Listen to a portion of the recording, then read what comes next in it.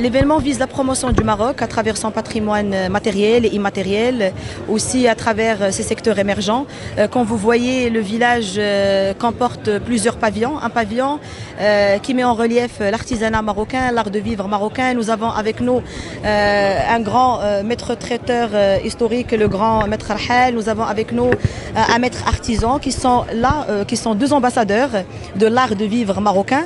Mais à côté, il y a un autre espace B2B où on essaie d'exposer les grands acteurs économiques marocains pour lesquels on essaie de créer une plateforme d'échange avec leur homologue ivoirien. Un événement qui a une portée exceptionnelle au niveau des échanges entre les Ivoiriens et les Marocains, deux peuples qui ont pas mal de convergences, qui s'apprécient énormément. Et nous pensons que la coopération, ce n'est pas uniquement les banques, le commerce, il y a aussi le rapprochement entre les êtres humains.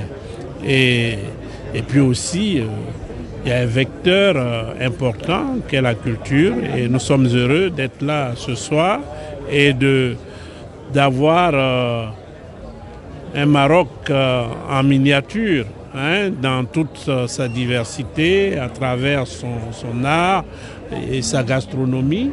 Et donc, c'est une initiative que nous saluons et nous pensons qu'il y aura une réplique au Maroc très rapidement. La deuxième édition du Village du Maroc se tient à Abidjan.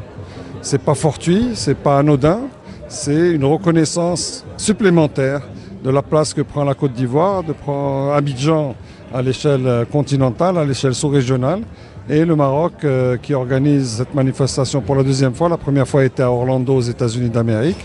Cette fois-ci, la première fois en Afrique, c'est à Abidjan, pour démontrer encore une fois et souligner avec emphase donc l'amitié, la solidarité, la fraternité certaine et sereine et fraternelle qui existe entre nos deux pays. Aujourd'hui, comme vous le savez, le Maroc est bien implanté en Côte d'Ivoire. Nous avons un écosystème d'entreprises assez puissant, assez important.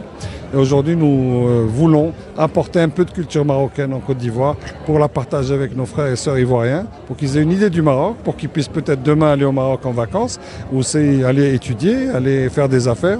Et c'est une occasion d'échanger et de montrer un petit peu les facettes du Maroc, que ce soit l'artisanat, le savoir-vivre, la gastronomie, le design et j'en passe. Donc c'est une manifestation riche avec beaucoup d'événements qui vont se dérouler au cours des prochains jours.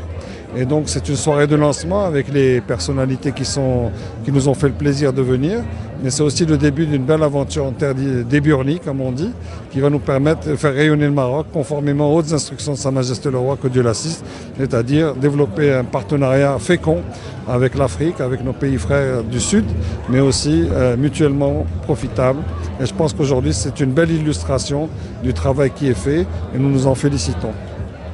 قبل ما تخرجوا ما تنسوش تابوناو في لاشين يوتيوب وبارطاجيو هذا الفيديو مع اصحابكم وما تنسوش ديروا جيم الموقع احاطه على شبكات التواصل الاجتماعي.